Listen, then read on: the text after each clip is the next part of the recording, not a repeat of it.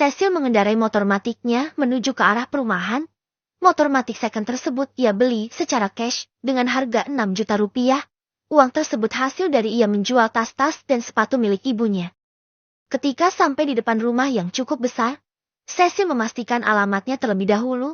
Setelah memastikan kalau nomor rumah itu benar dengan alamat yang tercantum dalam kertas, tanpa ragu Cecil pun mulai menekan bel. Tak berselang lama, seorang satpam membuka gerbang dan menanyai Cecil. "Siapa?" tanya satpam dengan wajah yang cukup garang. "Saya dari Cecilia Fashion, Pak. Mau mengantarkan pesanan Ibu Ningrum," sahut Cecil. "Oh, sudah datang toh? Sampean sudah ditunggu Bu Ningrum, Mbak. Kalau begitu langsung masuk saja." Satpam yang memang sudah diberi pesan oleh nyonya rumah pun mempersilahkan Cecil untuk masuk. "Iya, Pak. Permisi." Dengan pelan tapi pasti, Cecil mulai melajukan motornya memasuki pekarangan rumah. Rumah yang terlihat indah dengan pemandangan asri dari beberapa tanaman. Rumah besar itu terdiri dari 2 lantai. Dengan desain yang minimalis membuat Cecil cukup berdecak kagum. "Rumah ini tak lebih besar dari rumah kakek. Tapi desainnya bagus. Aku jadi ingin punya rumah yang seperti ini," gumam Cecil. Mulai mencita-citakan rumah seperti itu. Ia pun segera tersadar dari lamunannya. Segera ia turun dari motor dan melepas helmnya. Lalu ia mengambil paper bag yang berisi baju pesanan pelanggan. Dengan langkah mantap, Cecil berjalan menuju teras rumah. Ting! Nong! Ia menekan bel rumah. Beberapa menit kemudian, pintu terbuka. Mata Cecil membola lebar saat melihat siapa gelangan yang membuka pintu tersebut. "Kakakmu!" ucap Cecil tergagap. "Mau apa?" tanya lelaki itu dengan wajah yang dingin dan juga datar. Klek. Cecil menelan salivanya dengan susah payah. Saya mau mengantarkan pesanannya Ibu Ningrum, Kak," ucap Cecil dengan suara yang semakin mengecil. Lelaki itu adalah mantan kakak kelasnya ketika di universitas. Dan ia pernah berselisih dengan lelaki tersebut. Tragedi di masa lalu pun mulai berputar-putar di kepalanya. "Kamu jadi kurir sekarang?" tanya lelaki itu, wajahnya berubah menjadi sinis. Cecil pun salah tingkah. Itu." Cecil bingung hendak menjelaskan. Apakah ia bisa dikatakan sebagai kurir? Tapi kan dia memang lagi mengantarkan barang. Mungkin bisa jadi ia sekarang jadi kurir bagi tokonya sendiri. Cecil pun menghela nafas. "Saya mau bertemu dengan Ibu Ningrum," kata Cecil mulai memberanikan diri. Lelaki itu tersenyum miring. "Siapa Dirga?" tanya seseorang mulai terdengar, lalu muncullah wanita parupaya dari belakang tubuh Dirga.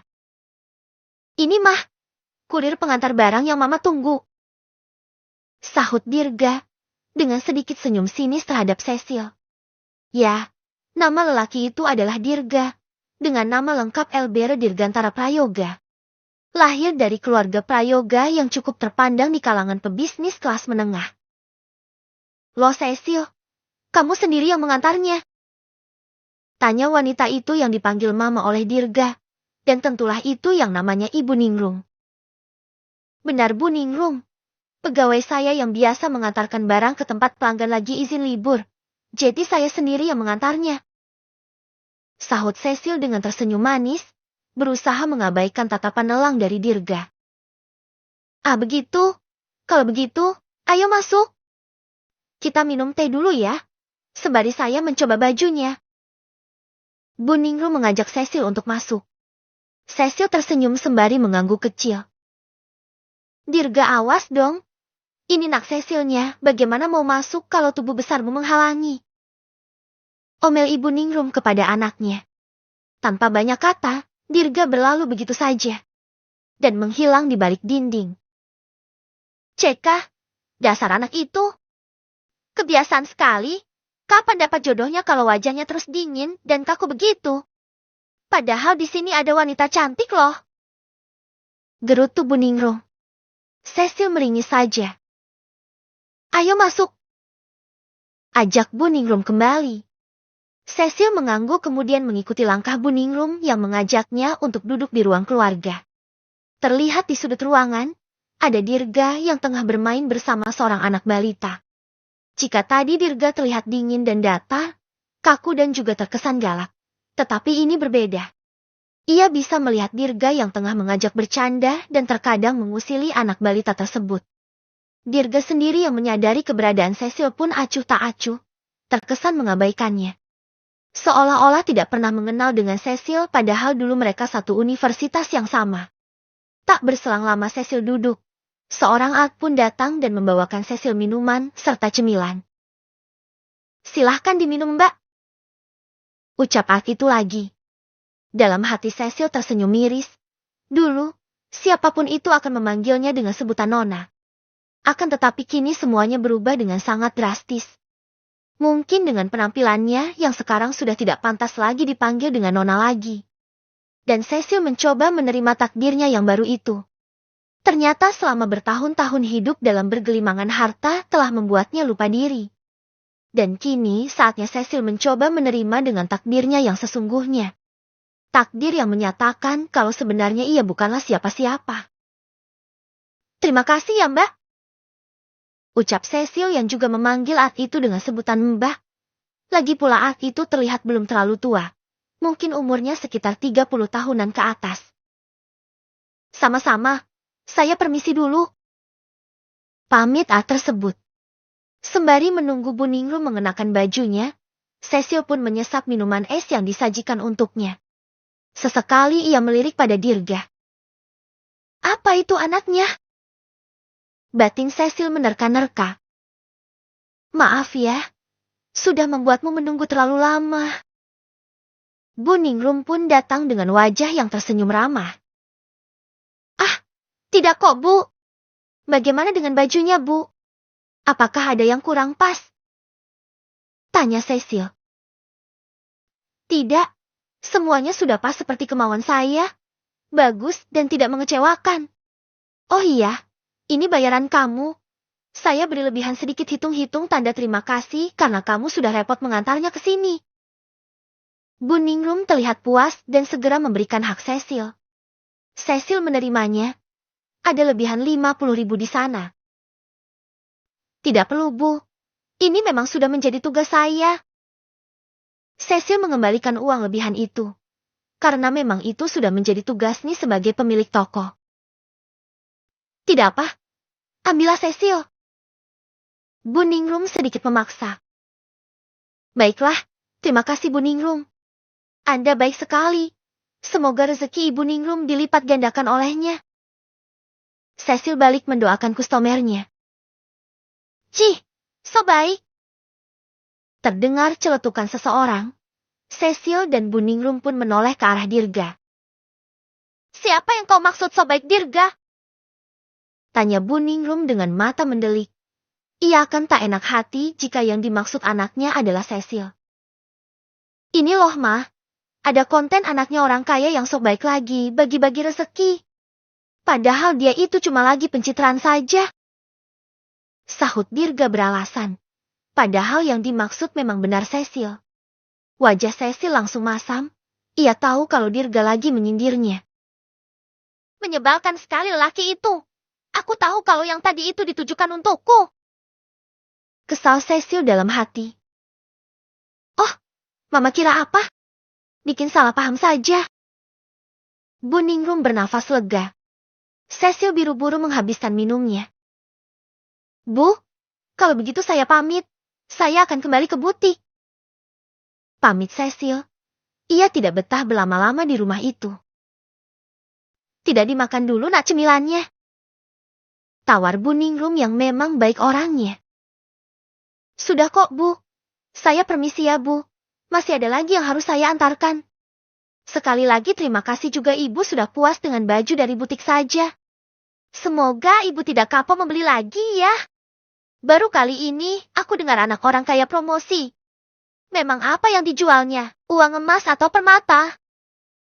Celetuk Dirga lagi terdengar. Cecil melirik sinis ke arah Dirga. Ah, hahaha, Jangan dengarkan dia, nak. Dia itu korban sinetron ikan kayang. Pasti lagi nonton sinetron itu. Bu Ningrum berkelakar. Cecil hanya nyengir. Lalu ia pun segera berpamitan kembali dan terburu-buru keluar dari rumah besar tersebut. Dia semakin menyebalkan saja, Lutuk Cecil kesal sendiri. Ia tahu kalau sedari tadi Dirga menyindir-nyindir dirinya. Setelah memakai helm, Cecil pun keluar dari rumah tersebut. Ia mengarahkan motornya menuju ke butik. Mengantar pesanan ke pelanggan lain itu hanya alasannya saja. Kupingnya terasa panas mendengar sindiran-sindiran Dirga yang dilontarkan untuknya tadi. Walau pada kenyataannya itu benar. Entah kenapa ia kesal jika orang itu adalah Dirga. Ayo kita kembali. Setelah memastikan sendiri kehidupan Cecil yang menurutnya cukup baik itu, Nea pun mengajak Windy untuk kembali ke perusahaan.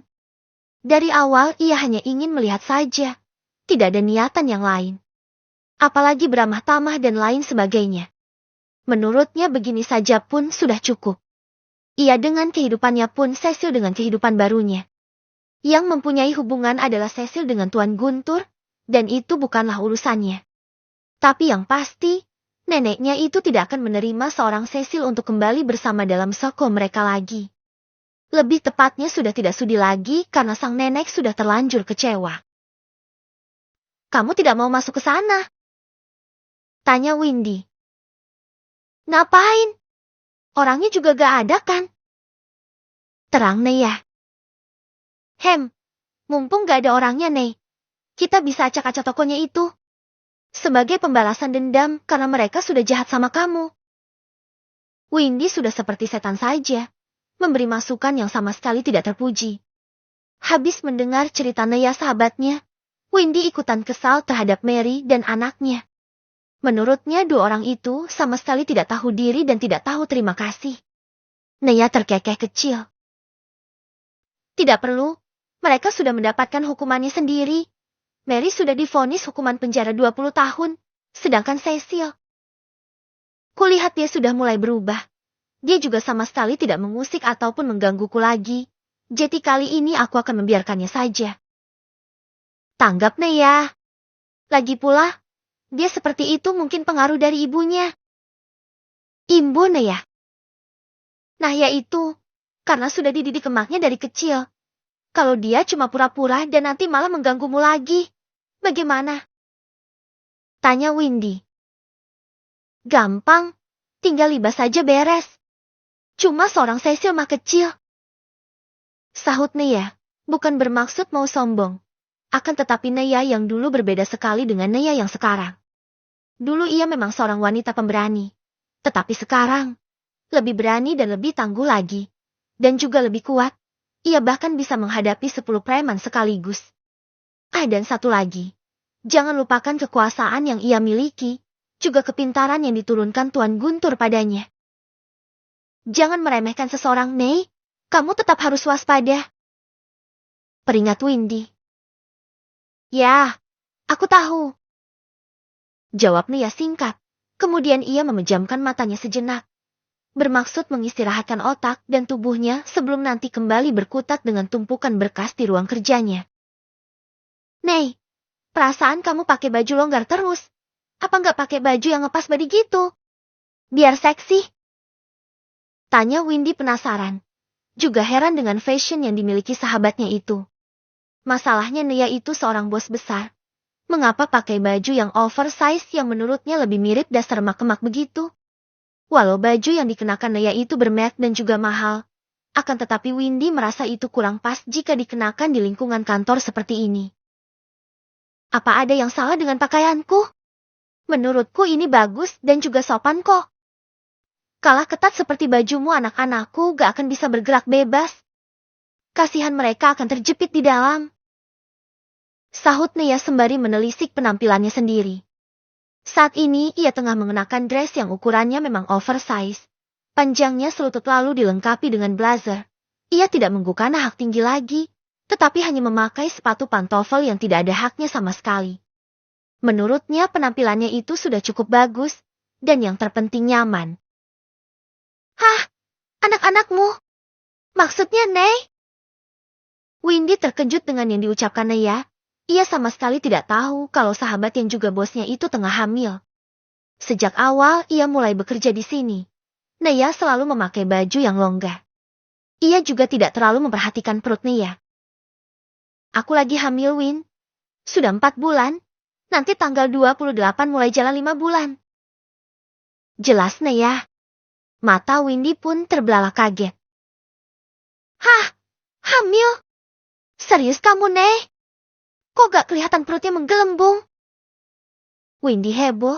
Ia memperhatikan perut Naya lagi dengan seksama. Ya gak kelihatan kan pakai baju sengaja yang besar-besar. Lihat, kalau seperti ini besarkan perutku. Naya terkekeh. Ia pun mengencangkan pakaiannya yang di bagian perut sehingga perutnya yang buncit dapat dilihat oleh Windy. Mata Windy melebar, bibirnya juga menganga. Jadi beneran hamil ya? Astaga, kok aku gak tahu sih? Kamu juga gak ada cerita. Windy mulai mengusap-usap perut Naya yang sudah mulai membuncit itu. Habis kamu gak nanya? Kukira Om Irwan juga udah memberitahu kamu. Kata Naya. Papa gak ada cerita. Semoga sehat ya. Bumil dan bayinya. Windy mengeluh sembari mendoakan Naya dan bayi yang dikandungnya. Terima kasih. Setelah pintu lift terbuka, mereka berdua pun kembali bersikap profesional. Keduanya berjalan memasuki ruangannya masing-masing. Sebelum bekerja, Windy menyempatkan memeriksa ponselnya. Ia baru sadar kalau ada sebuah pesan masuk. Dari asisten Mr. Liam. Gumam Windy. Nona Windy, sebelum kami kembali ke Amrik malam nanti Tuan Liam ingin mengajak bos Anda untuk makan malam bersama. Tolong sampaikan, di Resto X pukul 7 malam. Begitulah isi pesannya. Ah ya ampun, itu tuan muda masih berusaha aja. Padahal sudah dikasih tahu kalau bos sudah punya suami. Gumam Windy sambil geleng-geleng kepala. Lalu ia mengetik untuk membalas pesan tersebut. Ya, akan saya sampaikan. Balasnya. Kenapa cuma segini? Kuranglah, masa cuma 300 fer? Ayu nampak protes dengan yang diberikan oleh Ferry. Uang nafkah yang menurutnya jauh dari kata layak, 300.000. Sungguh Ayu tidak menyangka hanya akan mendapatkan uang segitu. Kenapa aku 300 dan Suci banyak sekali? Fer, ke satu ini sama sekali tidak adil. Seru Ayu lagi. Ferry memijit pelipisnya. Ia sudah memprediksikan hal ini, kalau Ayu pasti protes dan tidak akan terima. Ya mau bagaimana lagi? Penghasilannya pun juga pas-pasan. Sedangkan Suci terlihat tersenyum sinis melihat reaksi Ayu. Di tangannya ia menggenggam banyak uang ratusan ribu. Dapat dipastikan lebih dari 1 juta. Yuk, dengar dulu. Jangan main protes dan teriak-teriak gitu. Malu didengar tetangga. Kau tegur Ferry, merasa pusing dengan tingkah istrinya satu itu. Tetangga yang mana? Kita di sini jauh dari tetangga Ferry. Aku gak mau tahu ya. Pokoknya aku mau jatahku lebih besar dari Suci. Kalau kamu memberinya 1 juta, aku harus kamu beri 2 juta. Ayu memaksa dan meletakkan uang 300.000 itu dengan kasar di atas meja. Wajahnya memberengut kesal. 1 juta 2 juta. Yuh, gajiku itu cuma 2 juta. Ucap Ferry. Mulut Ayu sudah mau mangap membalas ucapan suaminya. Tetapi Ferry suaminya sudah kembali bersuara. Dengar Yu, uang 300.000 itu khusus untuk kamu sendiri. Suci sama kok, aku juga memberinya 300. Dan lebihnya itu uang untuk belanja dapur dan kebutuhan lainnya. Aku mempercayakan Suci memegang keuangan dapur karena aku tidak yakin sama kamu. Kamu pasti boros membeli ini dan itu.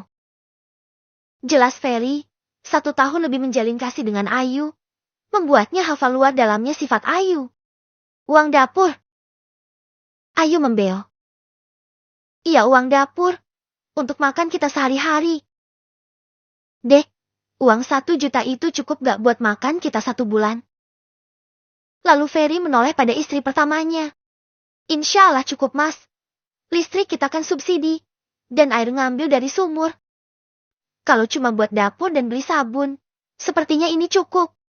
Nanti kalau ada lebihnya akan aku tabung, untuk nambah-nambah biaya lahiran kita nanti. Pemikiran Suci sangat jauh dibandingkan Ayu. Ah iya, biaya lahiran ya.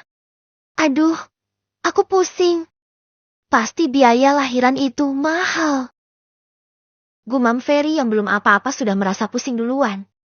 Satu saja orang akan pusing untuk mencari biaya lahiran istrinya. Apalagi ini Ferry ada 2 istri.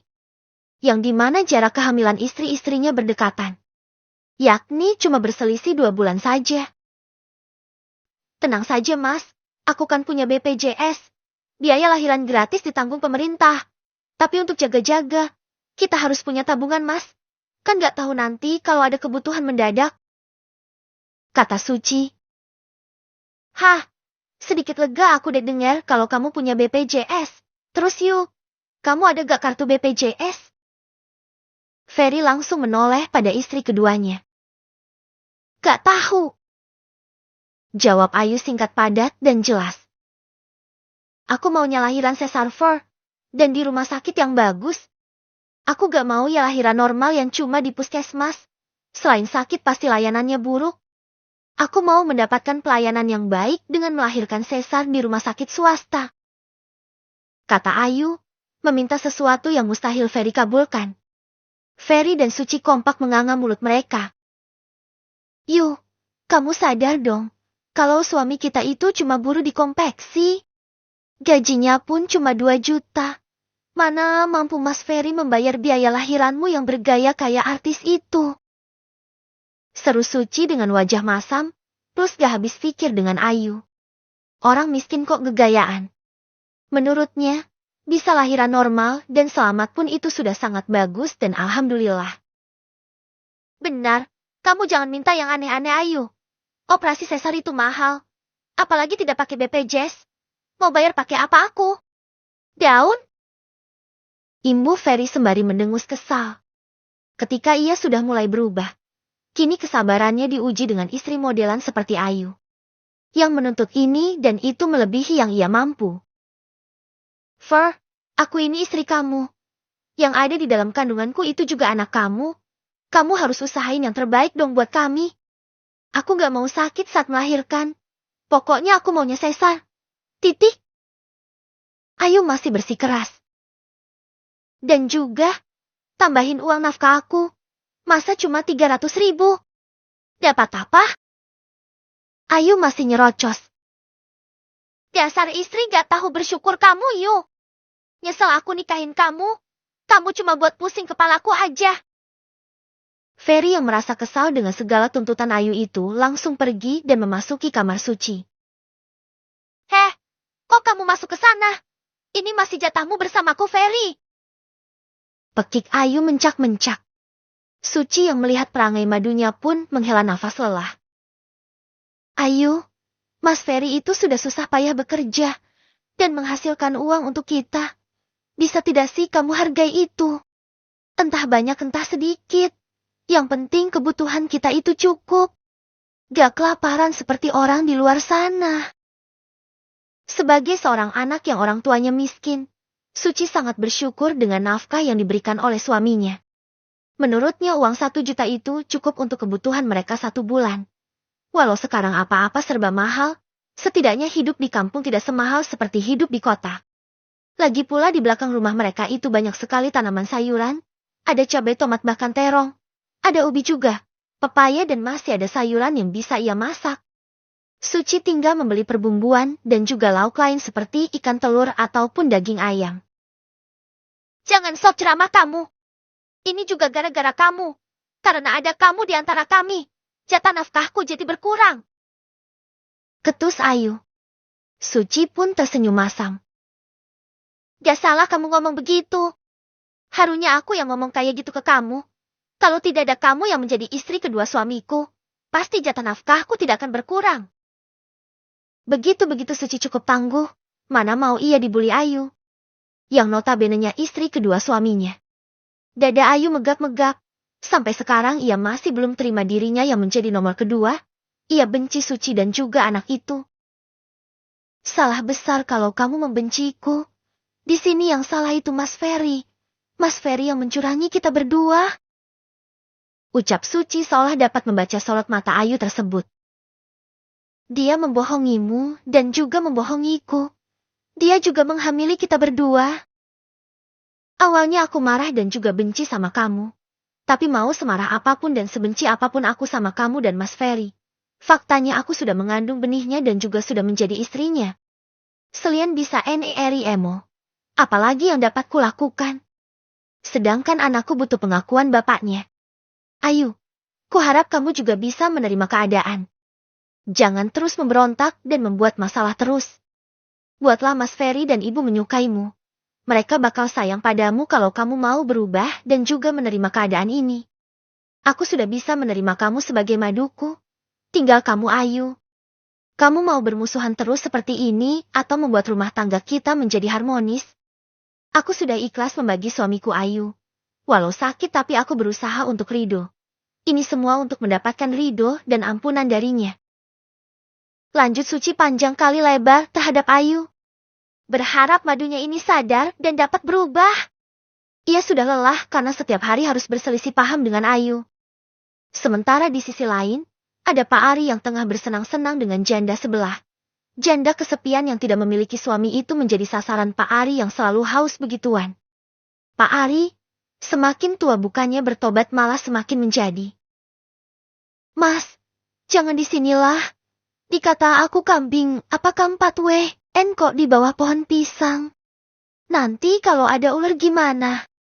Kan gak lucu mat. Dipatok ular. Seru janda tersebut merajuk, Yati namanya. Terus maunya dek Yati di mana? Di hotel. Mas mana ada uang untuk sewa hotel sayang? Tanggap Pak Ari. Terdengar menggelikan karena menyebut dirinya dengan sebutan mas.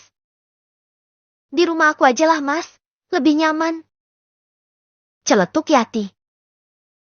Terlalu beresiko deh. Di rumahmu ada anak kamu kan? Iya sih.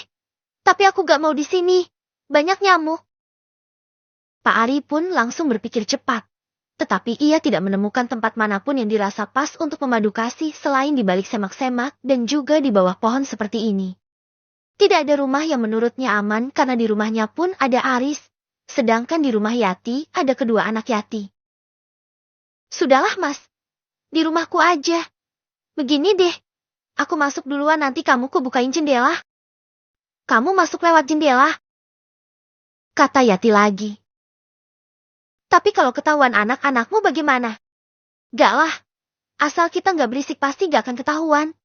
Anak-anakku jam segini pasti juga sudah tidur. Yuk, kuilah. Biasanya mereka melakukannya di balik semak-semak atau di bawah pohon. Pokoknya di tempat yang sepi. Tetapi Yati mulai tidak nyaman dan meminta di rumahnya saja. Tanpa banyak bantahan Pak Ari pun mengikuti saja. Dengan mengendap-endap, Pak Ari pun mulai memasuki rumah Yati lewat jendela, lebih tepatnya kamar Yati. Singkat katanya mereka sudah selesai melakukannya. Kini waktunya Pak Ari untuk pulang. Tidak ada permintaan uang sama sekali dari Yati. Karena mereka melakukannya mau sama mau, terlebih Yati yang merasa kesepian karena ketidakpunyaan suami. Loh Pak Ari, dari mana Pak? Baru saja Pak Ari keluar dari pekarangan samping rumah milik Yati, ia berpas-pasan dengan salah satu warga. Jelas saja Pak Ari gelagapan. Itu, aku dari... Kata Pak Ari terbata-bata, ia kebingungan menjelaskan dirinya dari mana. Tidak mungkin kan dia mengatakan kalau habis dari rumah Yati. Itu, dari warung Bajung. Kalau kalian habis dari mana?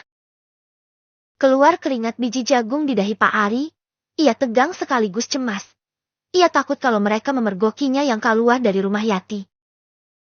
Loh aku dan Pak Slamet baru saja dari warungnya Mbah Jumpa, tapi gak ada sampean di sana. Yo Ramet.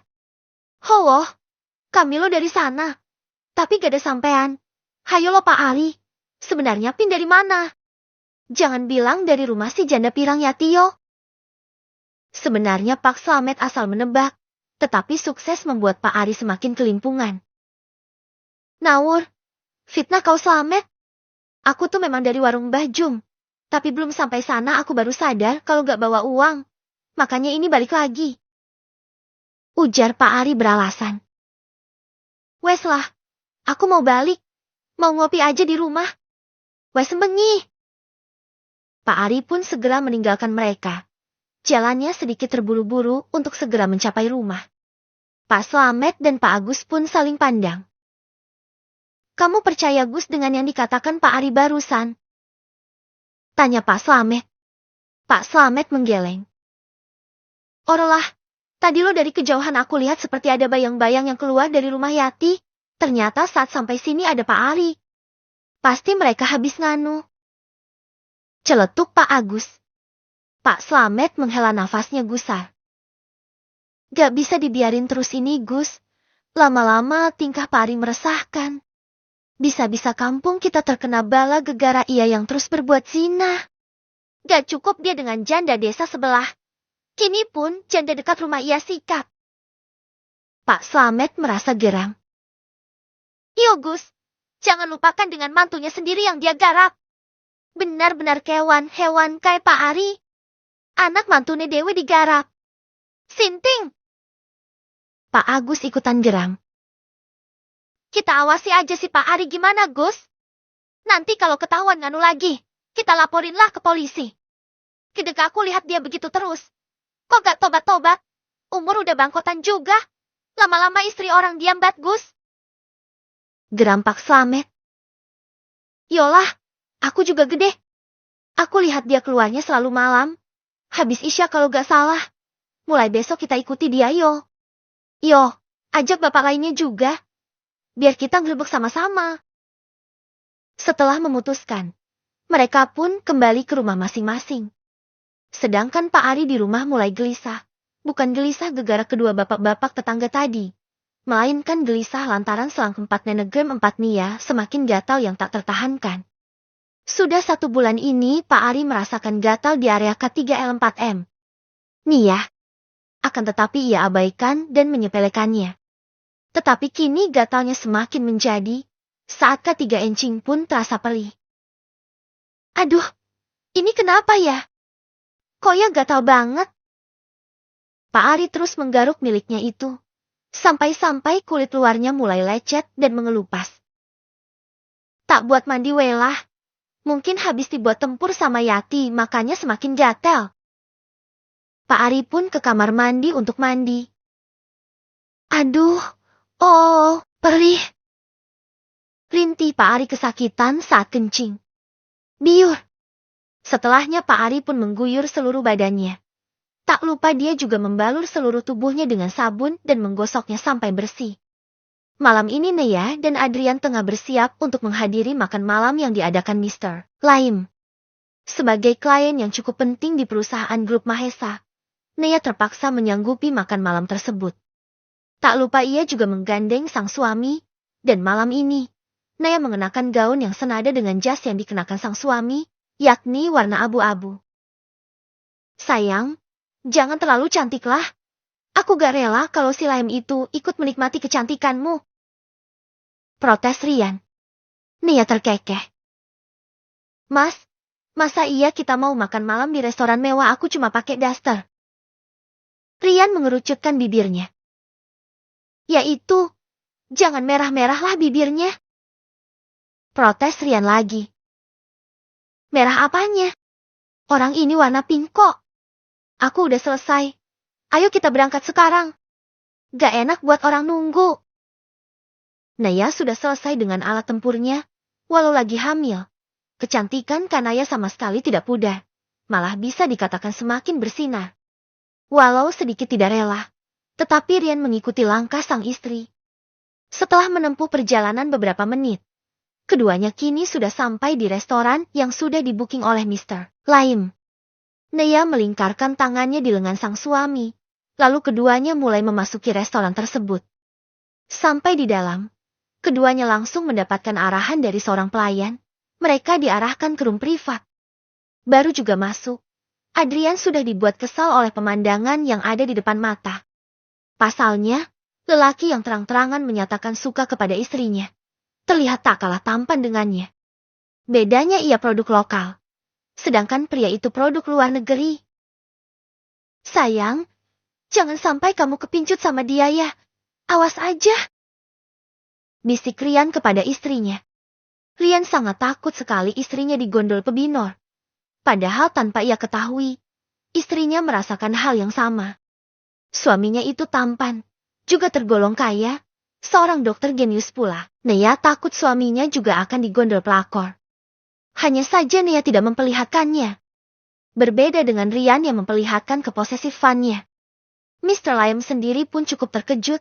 Kliennya itu benar-benar menggandeng lelaki, yang dimana lelaki itu diakui sebagai suami. Bos, dia memang sudah bersuami. Sebaiknya Anda menyerah saja. Bisik asistennya. Lam tidak menyahut, ia diam saja dengan pandangan yang terus tertuju pada istri orang itu.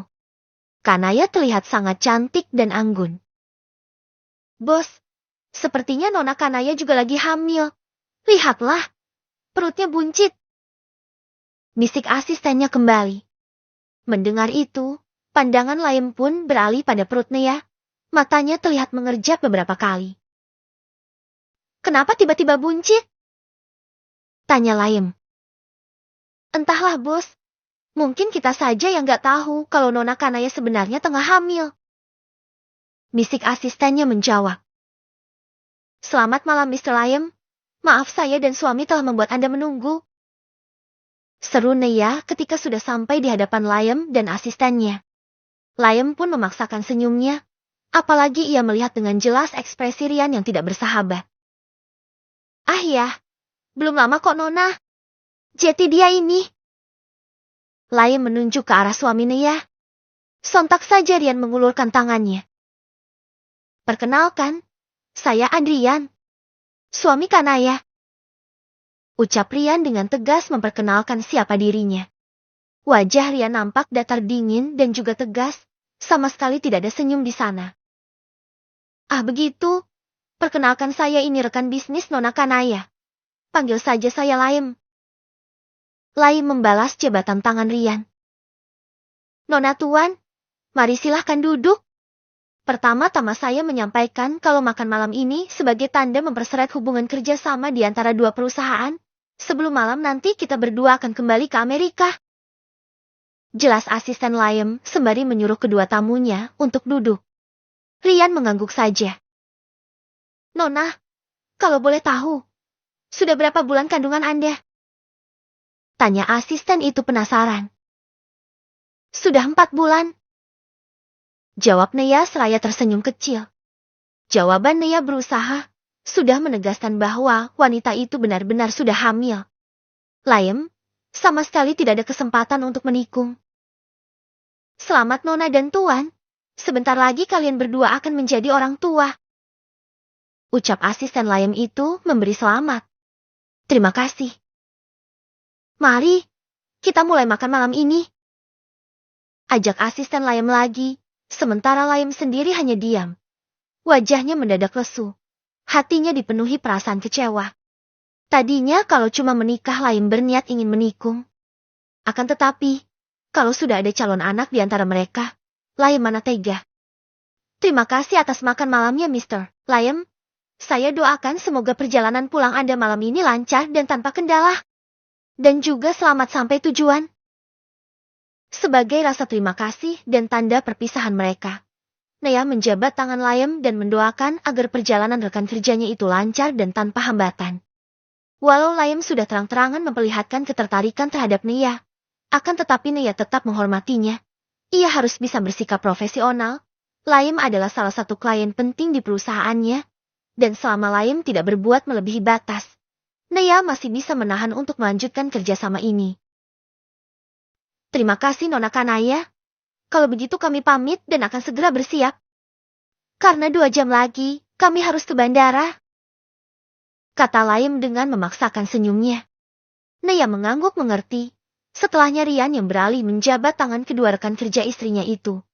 Ia hanya berbasa-basi sedikit kemudian menggadang pinggang istrinya dengan posesif lalu membawanya pergi dari sana. Tindakan Rian itu seolah menegaskan atas kepemilikannya pada diri Kanaya. Sebagai seorang lelaki, Rian tahu apa arti tatapan Layem yang ditujukan untuk istrinya. Sabar Tuan, mungkin Nona Kanaya memang bukan jodoh Anda. Ucap asisten Layem yang melihat Layem terus memandangi kepergian Neya dan Rian dalam diam. Layem menghela nafasnya kasar. Ya mau bagaimana lagi? Sudah ada calon anak di perutnya. Jadi mau tak mau aku harus merelakannya. Gumam Layem dengan setengah hati yang hancur. Di negerinya yang bebas, Layem adalah pria Casanova yang suka bergonta-ganti pasangan. Di sepanjang hidupnya 28 tahun ini, hanya sekali ia pernah jatuh cinta, tetapi dulu sekali dan sayangnya ia tidak berjodoh dengan cinta masa lalunya itu. Dan kini sepertinya ia mempunyai perasaan khusus teruntuk Kanaya. Tetapi, sayang sekali. Kanaya sudah bersuami, dan juga akan mempunyai anak. Sebagai penyuka anak kecil dan dulunya korban broken home, Layem terpaksa mengubur angan untuk menjadi teman khusus Neya. Memang kalau dia belum punya anak, apa Tuan berniat merebutnya? Tanya asistennya itu penasaran. Ya, siapa tahu dia juga tertarik denganku. Hanya bermain-main sebentar tidak masalah bukan? Tapi sayangnya dia sangat sulit untuk didekati. Nomorku saja langsung dia blokir. Ucap Layem dengan tersenyum getir. Baru kali ini ada seorang wanita yang menolaknya bahkan sampai memblokir nomor ponselnya. Sejauh ini, para wanitalah yang mengejar-ngejar dirinya. Ya sudah bos, ikhlasin saja. Para wanita di sini memang beda dengan yang di negeri kita. Sebagian besar wanita di negeri ini sangat menjaga batasan. Berbeda jauh dengan para wanita-wanita yang selalu kita temui. Ayo kembali bos, 3 jam lagi pesawat kita akan lepas landas. Tuan besar akan sangat marah kalau Anda tidak pulang tidak tepat waktu. Ucap asistennya memperingati. Layem hanya diam lalu tanpa banyak kata ia berjalan mendahului dan memasuki mobil mewah. Sedangkan di mobil lain, Rian tengah memberengut kesal. Mulutnya mengerucut maju 5 senti. Dan hal itu membuat istrinya terkikik geli.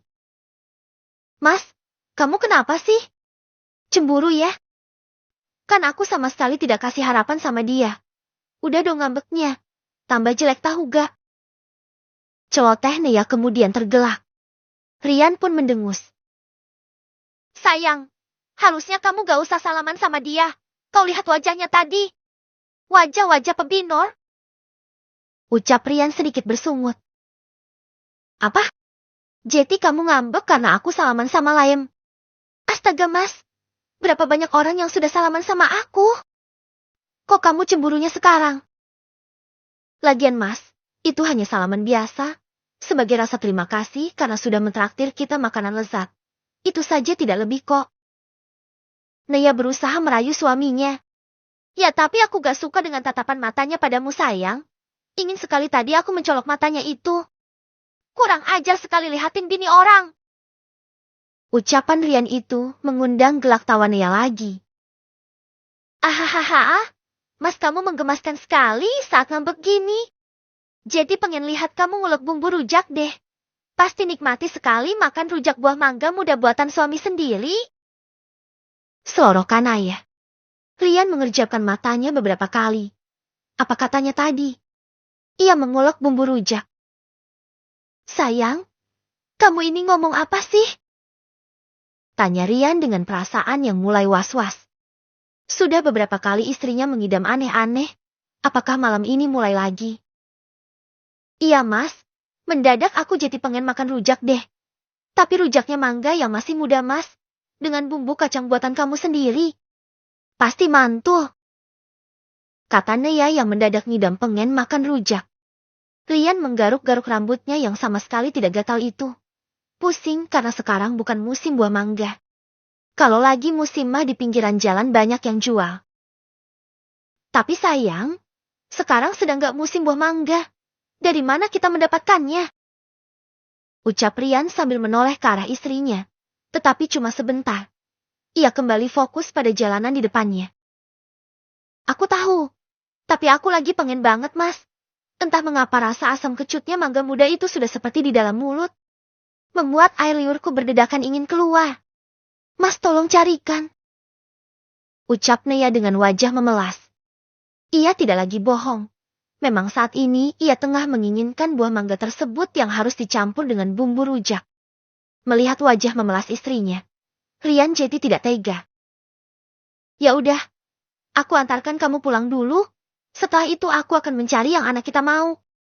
Kamu tunggu di rumah saja ya. Berhubung rumah sudah dekat, Rian memilih mengantarkan istrinya terlebih dulu sebelum dia berkelana mencari mangga muda tersebut.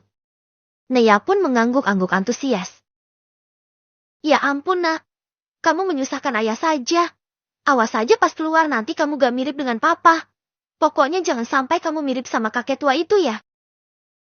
Batin Rian. Karena yang sesungguhnya, garis wajah Nea 70%-nya mengikuti Tuan Guntur. Dari sang ibu yang cenderung mirip Tuan Guntur, dan 30%-nya lagi mirip mendiang ayah Nea, yakni Pak Hanif. Setelah mengantarkan istrinya pulang, Rian pun mengubek-ubek seluruh toko buah yang ada di kota Jakarta untuk mencari mangga muda permintaan istrinya. Tetapi setelah 2 jam kemudian, pencariannya tidak membuahkan hasil. Rian mulai menyerah, tetapi teringat dengan wajah istrinya yang memelas.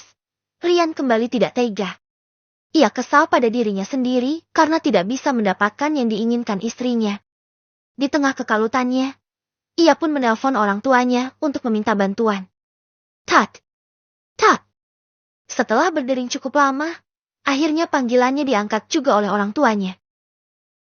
Ada apa Rian? Kenapa malam-malam begini telepon? Tanya ibunya dengan suara setengah sadar. Mama tolong Rian mah. Ucap Rian. Sontak saja mata Bu Dayana terbelalak kaget. Tolong apa Rian? Apakah sudah terjadi sesuatu terhadap kandungan Nea? Bagaimana keadaannya sekarang? Bu Dayana terdengar panik. Tidak mah, kandungan Nea baik-baik saja. Tapi masalahnya Nea lagi ngidam mah. Dia pengen rujak mangga muda.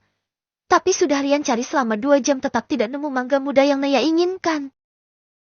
Mah, di mana Rian bisa mendapatkan mangga muda itu? Aku gak mau nanti kedua anak Rian jadi ileran mah.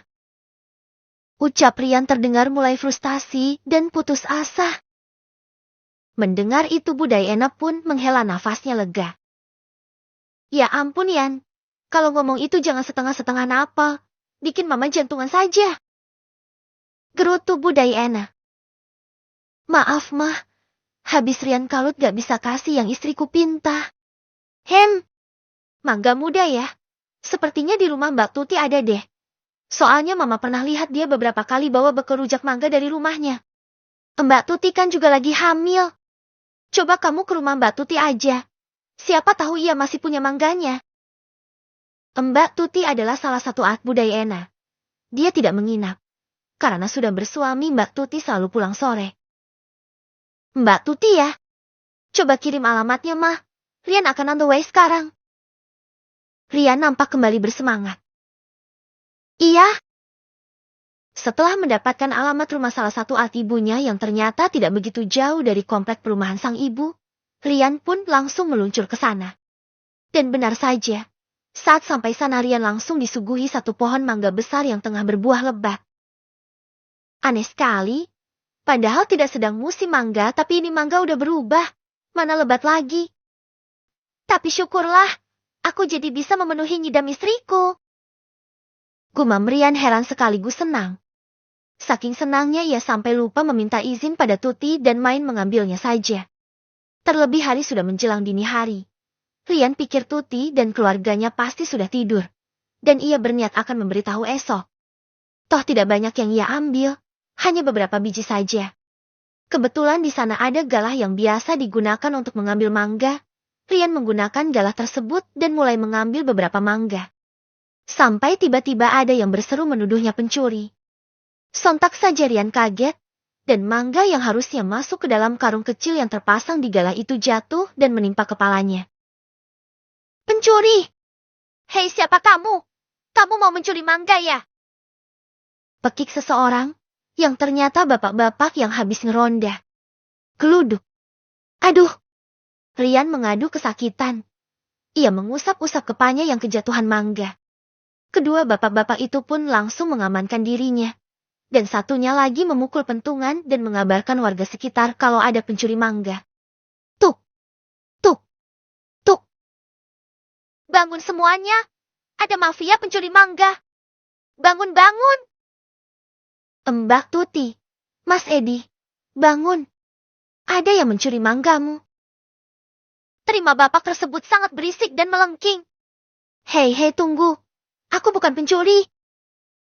Rian mencoba membela diri. Bek. Salah satu dari mereka memukul pundak Rian. Halah, maling mana ada yang mau ngaku? Pasti penjara penuh. Bentaknya.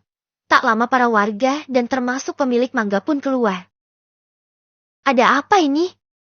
Katanya ada yang mencuri mangga milikku lagi ya. Ceka, meresahkan sekali, mana orangnya? Mbak Tuti langsung berseru marah. Pasalnya ia sudah beberapa kali kehilangan mangga, dan itu pun tidak sedikit. Kalau minta baik-baik sih, bakal ia kasih, tetapi ini mengambil banyak dan tanpa itikat baik meminta. Ini loh Mbak Tuti, pasti dia mafia mangga, karena bawa mobil juga. Mereka langsung memperlihatkan Rian yang rambutnya sudah awut-awutan. Mbak Tuti, ini aku. Ucap Rian sembari meringis kecil. Mbak Tuti pun terkejut saat melihat Rian dari dekat. Loh, Den Adrian, jadi Anda toh yang mencuri mangga saya selama ini? Mbak Tuti malah salah paham. Bukan Mbak, aku baru kali ini kok. Maksudku aku bukan mau mencuri, tapi meminta sedikit. Aku bermaksud meminta izin besok saja karena hari sudah malam. Dan mengira Mbak dan suami pasti sudah tidur. Rian gelagapan. Di sana Rian mulai menjelaskan. Dan juga memberitahu kalau dia juga baru tahu alamat rumah Tuti tersebut, tentu dari ibunya. Rian juga menjelaskan kalau ibunya sudah memintakan izin kepada Tuti lewat pesan. Sontak saja Tuti langsung menyuruh suaminya mengambilkan ponsel miliknya. Di sana ia menemukan pesan dari sang majikan. Oh alah, begitu toh? Bapak-bapak, ini dia tuh Den Adrian, anak majikan saya. Dia bukan mau mencuri, tapi mau meminta mangga karena istrinya juga lagi hamil. Mbak Tuti memberitahu para tetangga itu. Oh alah, begitu rupanya. Kalau begitu maaf ya mas. Sudah salah paham. Mereka pun melepaskan Rian. Dan setelah tragedi itu, Rian pun pulang dengan membawa sekresek mangga muda. Sayang, aku udah dapat mangganya. Seru Rian lantang. Naya yang menunggui suaminya sampai ketiduran pun terbangun, dan saat membuka mata ia langsung terkejut. Loh mas, kok kamu berantakan banget? Kamu habis ngapain? Tanya Naya heran sekaligus kaget. Sayang, aku sampai dikira pencuri gegara mengambil ini. Rian mengangkat kresek yang berisi mangga itu tinggi-tinggi, dengan sorot wajah memelas dan lelah. Mukanya kasihan. Naya malah tertawa terbahak-bahak. Ah ya ampun, mas itu beneran? Apa tadi kamu habis dikeroyok karena dikira maling? Hahaha. Sayang, kamu tega banget. Aku sampai dituduh maling loh ini. Hampir aja aku digebukin massa. Andai Mbak Tuti gak menjelaskan aku siapa pasti udah jadi perkedel aku dibuat oleh bapak-bapak itu. Seru Rian langsung merajuk. Ia sudah berjuang seperti ini demi memenuhi ngidamnya istri malah istrinya mentertawakannya. Bibir Rian pun manyun. Dia bersedekap dada layaknya anak kecil. Ya ampun mas, habis kamu lucu banget. Bagaimana bisa kamu dikira maling sih? Kalau maling motor kulkas atau emas mah wajar. Lah ini maling mangga. Hahaha. Aduh sakit perut aku mas. Asli, gokil ini mah. Naya kembali tergelak. Ia merasa tingkah suaminya sangat lucu sekali. Bagaimana bisa suaminya yang berpenampilan sangat tampan bak supermodel itu bisa dituduh pencuri mangga? Rian semakin mengerucutnya mulutnya. Ceka, pikirku sudah malam yang. Kukira Mbak Tutinya dan suami tidur. Gak enak lah ganggu orang malam-malam cuma mau minta izin minta mangga. Pikirku lagi kan mama udah memberitahu Mbak Tuti kalau aku bakal kesana minta mangga. Ternyata Mbak Tutinya gak baca. Alhasil aku kepergok oleh bapak-bapak yang entah dari mana. Heran, sudah tengah malam kok belum pada tidur itu bapak-bapak. Jetty apeskan nasibku. Jelas Adrian setengah menggerutu. Mendebat itu Nea tak berhenti tertawa. Sayang, berhenti dong, Jetty gak nih bikin rujak mangganya. Rian lama-lama kesal, tapi tidak bisa berbuat apapun karena yang ada di depannya ini wanita yang sangat ia cintai, ditambah istrinya itu sedang mengandung anak-anaknya. Haf, oke. Aku berhenti. Ucap Nea yang sudah puas mentertawakan suaminya. Aku penasaran deh mas, emang Mbak Tuti tinggalnya di mana? Apa di sebuah perkampungan? Bapak-bapak itu sepertinya habis ngeronda deh mas. Tanya Nea cukup penasaran. Bukan, itu seperti komplek. Tapi ya komplek kecil, kompleknya orang-orang kalangan bawah. Jelas Rian. Nea pun mengangguk setuju. Oke, kalau gitu mas cuci wajah dulu aja deh, terus ganti baju. Aku mau siapin perbumbuan buat sambal rujak. Seru Nea lagi. Oke, Rian mengangguk setuju. Sejujurnya ia pun sudah gerah. Tetapi karena hari sudah larut malam, ia akan mencuci wajah saja dan berganti pakaian santai. Sementara Rian mencuci wajah dan berganti pakaian, Nea turun ke lantai bawah untuk menyiapkan bumbu-bumbu untuk membuat sambal rujak. Masih ada sisa cemilan kacang tanah goreng di dalam toples. Jadi Nea tinggal mengambil gula merah dan cabai. Setelahnya ia siapkan di atas cobek dan setelah siap ia tinggal menunggu suaminya turun. Sudah jadi yang sambalnya? Tanya Rian yang sudah turun dan menghampiri istrinya. Belumlah yang. Aku kan ngidamnya rujak bikinan kamu. Ya udah so atuh diulek. Udah aku siapin tuh, tinggal diulek aja. Sahut Nea, sembari menunjuk ke arah cobek yang ada di atas meja dapur. Rian melongo. Loh, aku juga yang ngulek? Tanya Rian sedikit kaget. Lah iya, kalau aku yang ngulek, sama aja itu bikinan aku dong. Gimana sih? Sahut Nea dengan wajah cemberut. Ayo cepetan sayang, aku mulai ngantuk nih, tapi perutnya lapar. Gak bisa tidur kalau masih lapar dan belum makan rujaknya. Seru Nea mulai merengek. Walau sedikit ragu, tetapi Rian pun mencobanya. Demi istri tercinta dan dedek-dedek utun yang ada di perut nih, ayah sampai repot begini. Mana pernah ayah ngulek? Aduh bagaimana cara nguleknya ini? Batin Rian. Ia bingung. Karena selama 30 tahun hidupnya ia belum pernah memegang benda keramat tersebut. Kok malam dipantengin aja Yang? Kapan jadinya itu? Celetuk Nea menegur. Rian meringis. Yang, ini gimana cara nguleknya? Tanya Rian dengan wajah bodohnya. Nea pun menepuk jidatnya sendiri. Ya ampun, masa ngulek aja gak bisa sih? Rian menggeleng. Melihat itu Nea menghela nafas, bakal lama ia menikmati rujaknya kalau begini. Perihal ngulek aja si dokter kan gak bisa. Begini nih caranya. Perhatikan dan cepat lakukan sayang. Aku udah gak tahan ini. Nea pun memutar video tutorial mengulek di aplikasi Gutu. Gak tahan apa sayang? Pengen anu ya? Rian malah salah tanggap. Letak. Kesal dengan otak mesum suaminya. Nea pun melempar sebutir bawang merah dan itu pas kena jidat Rian. Helan, M3 semelulu itu isi kepala.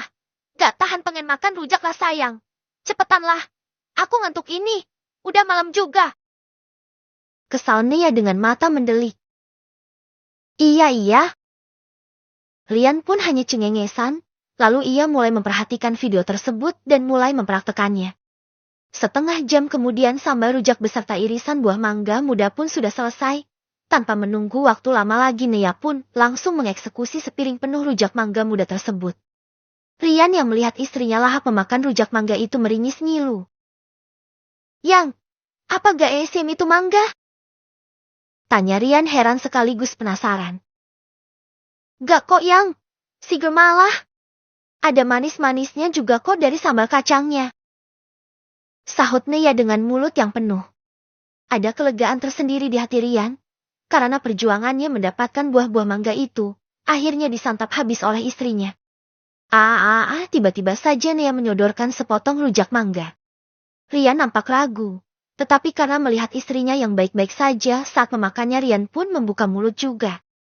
Dan wajah Rian sontak langsung mengkerut. Matanya terpejam erat dengan bibir melipat ke dalam. Kok gitu ekspresinya? Kenapa? Dengan wajah polosnya Neya bertanya. Buru-buru Rian menelan potongan rujak itu kemudian meminum air putih 1 gelas. Ya ampun Yan, ini tuh ESM banget, kamu kok bisa sih habisin 1 piring gini? Kata Rian menatap ngeri-ngeri sedap pada piring yang sudah tinggal sedikit. Enggak ESM kok, ini tuh seger. Neya memakan kembali rujak itu, dan akhirnya habis tak tersisa. Tak sengaja Neya bersendawa dengan keras. Ups, sorry sayang. Neya pun nyengir kuda, merasa malu karena kelepasan sendawa. Suatu kebiasaan buruknya ketika masih di kampung dahulu, ternyata kadang masih terbawa sampai di masa sekarang.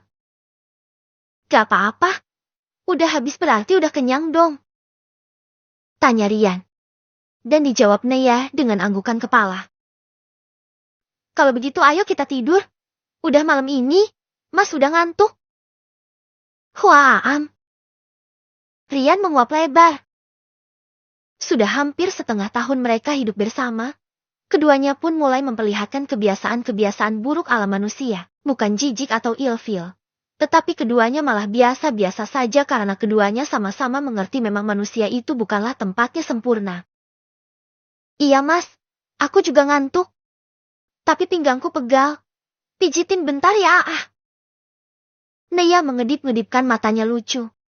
Rian menghela nafas, kemudian memaksakan senyumnya. Iya sayang, apapun untukmu. Walau cukup lelah, tapi Rian tidak bisa menolak permintaan istrinya. Ia sangat mengerti susahnya seorang wanita mengandung, apalagi jika nanti melahirkan. Malam itu, Rian memijit punggung istrinya yang tengah berbaring menyamping, sampai akhirnya istrinya terlelap barulah Rian ikut bergabung ke alam mimpi. Selamat tidur istriku tercinta. Selamat tidur juga untuk anak-anak ayah. Rian mengecup pelan kening istrinya kemudian ia berbaring dan memeluk istrinya itu dari samping. Rian sama sekali tidak keberatan dengan segala permintaan istrinya. Karena ia sangat jarang sekali mengidam. Ini hanya baru beberapa kali. Jadi dengan senang hati Rian akan menurutinya. Sementara di kampung Cermai, lebih tepatnya di kampung halaman Adi, beberapa bapak-bapak sudah bersiap untuk membuntuti Pak Ari. Jumlah total semuanya ada 5 orang. Mereka tengah berkumpul di salah satu rumah yang dekat dengan rumah Pak Ari. Mereka tengah menunggu Pak Ari keluar dari rumah. Biasanya Pak Ari akan keluar pada Isya tapi ini sudah hampir jam 8 tidak ada tanda-tanda Pak Ari keluar dari rumahnya. Udah hampir jam 8 loh. Ini Pak Ari belum keluar juga. Celetuk salah satu dari mereka. Benar.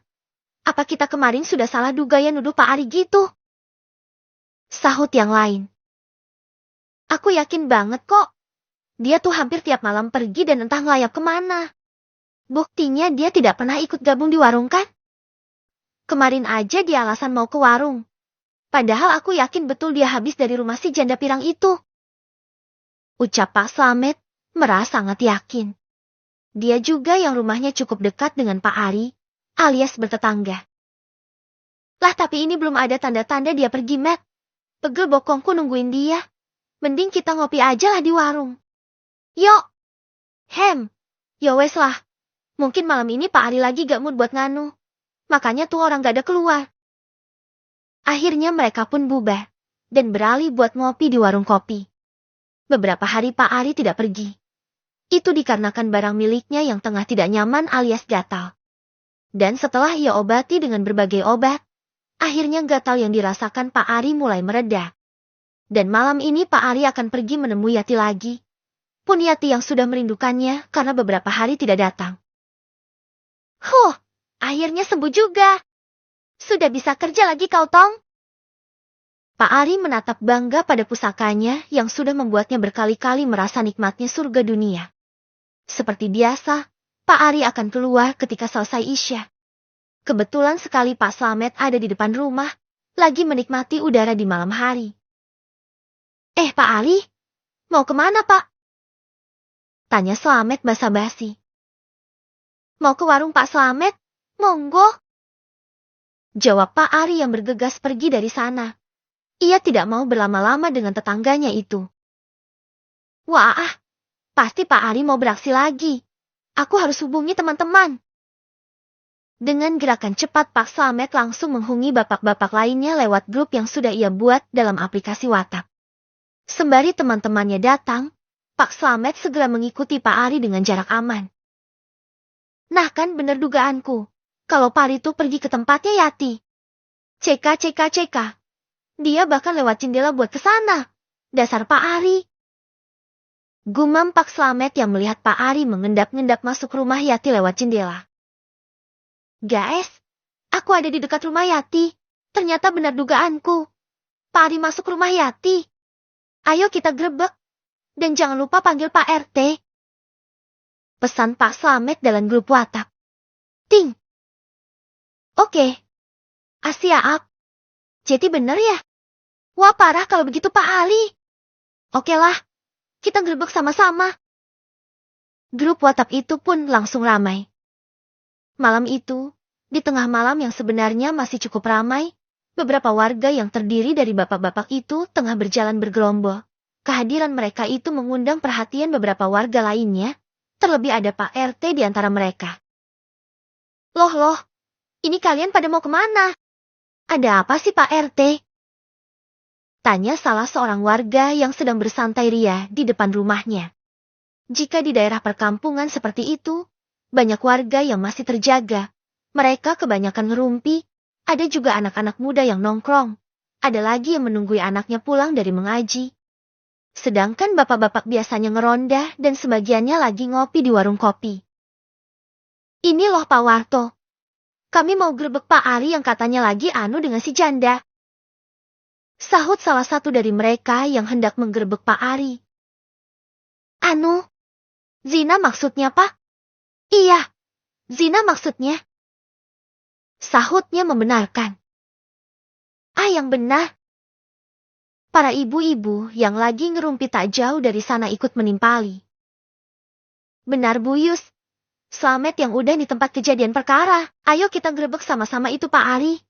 Kelakuannya sungguh sudah di luar batas. Main zina kok tiap hari. Kami lama-lama gede, takut juga. Karena kata Pak Ustadz Yahya kalau di suatu kampung ada yang berbuat zina, maka 40 rumah terdekat bisa terkena sial, atau bala tidak memungkinkan satu kampung ini kena bala karena Pak Ari yang sering melakukannya dengan berpindah tempat. Jelasnya. Oh alah, yo.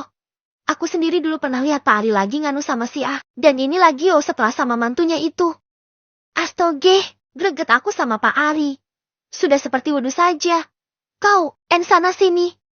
Yo wajar toh. Istrinya Pak Ari aja sekarang udah stroke. Yo wes raya selayani Pak Ari maneh. Jeti dia berburu janda. Kata siapa cuma janda. Dulu lo aku pernah lihat Pak Ari main nganu sama si Jumilah. Yang suaminya kerja di luar negeri itu. Mereka malah ribut sendiri. Membicarakan keburukan-keburukan Pak Ari yang sudah sering main bersama banyak wanita yang berbeda. Dulu sekali, Pak Ari pernah sampai dilabrak orang, dan pernah dikau tegur Pak RT. Tetapi karena kekurangan bukti dan Bu Indah yang terus membelah suaminya, masalah itu pun akhirnya tenggelam. Hanya para warga yang terus membicarakannya, tanpa bisa mengusut tuntas. Wes teh, kok malah pada bicara sendiri? Ini Jeti gak mau grebek Pak Arinya. Nah kan, si Slamet udah telepon lagi. Ayo segera kita eksekusi.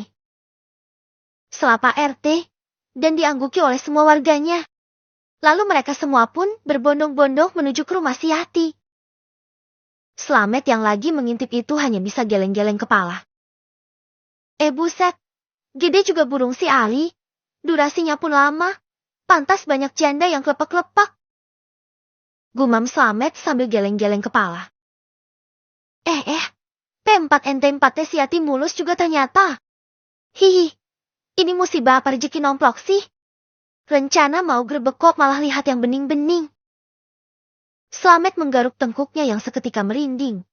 Dia bisa melihat dengan jelas aktivitas di dalam kamar Yati lewat celah papan yang terdapat lubang yang besarnya 1 jempol orang dewasa. Ah, bodoh sekali kau, Slamet. Kenapa nggak kau rekam sih? Kan biar jadi bukti nanti. Haduh. Gerutu Slamet. Beruntung di dalam sana aktivitas Pak Ari dan Yati masih berlanjut. Jadi Slamet pun bisa segera memvideo mereka yang di dalam. Walau hanya lewat celah itu. Tetapi handphone Slamet masih bisa menangkap gambar mereka.